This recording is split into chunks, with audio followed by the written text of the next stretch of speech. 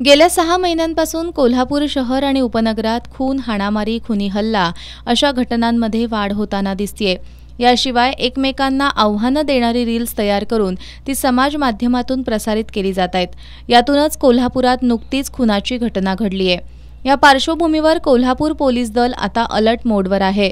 शहर पोलीस उपअधीक्षक अजित टिके यांनी गुरुवारी रात्री शहरातील सर्व पोलीस ठाण्याच्या हद्दीतील रेकॉर्डवरील गुन्हेगार तसंच ज्यांच्या विरोधात वारंवार तक्रारी येत आहेत अशा जवळपास 63 गुन्हेगारांना राजारामपुरी पोलीस ठाण्यात बोलावून चांगलीच समज दिली। यावेळी टिके यांनी आता तरी सुधारा, अन्यथा कारवाईला सामोरं जावं लागेल असा इशारा दिलाय। एकमेकांना आव्हानं देणारी रील्स प्रसारित केल्याबद्दल 20 मोबाईल संच जप्त केलेत असं पोलीस उपअधीक्षक अजित टिके यांनी सांगितलं। शहर डिव्हिजन मधील 4 पोलीस स्टेशन्स राजारामपुरी, राजवाडा, शाहूपुरी आणि लक्ष्मीपुरी या 4 पोलीस स्टेशन्स मधील जे काही रेकॉर्डवरचे गुन्हेगार आहेत, सराईत गुन्हेगार आहेत किंवा ज्यांचं रेकॉर्ड नाही परंतु ज्यांच्या तक्रारी येत आहेत समाजामधून, तर असे सर्व गुन्हेगार आज पोलीस स्टेशनला बोलवण्यात आले होते।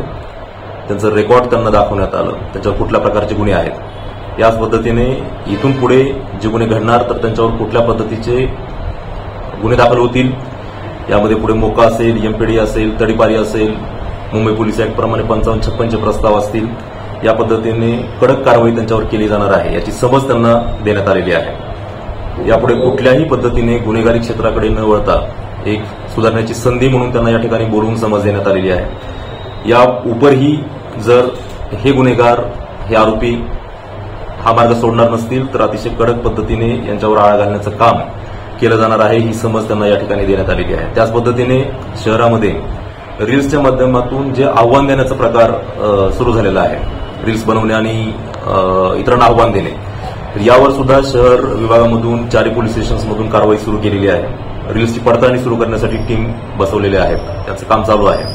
असे रील्स शोधून, त्यांचे रील्स आयडी शोधून त्यांच्यावर समाजामध्ये दहशत पसरवण्यासंदर्भामध्ये कलमाखाली गुन्हे दाखल केलेले आहेत, त्यांचे मोबाईल सुद्धा जप्त केलेले आहेत।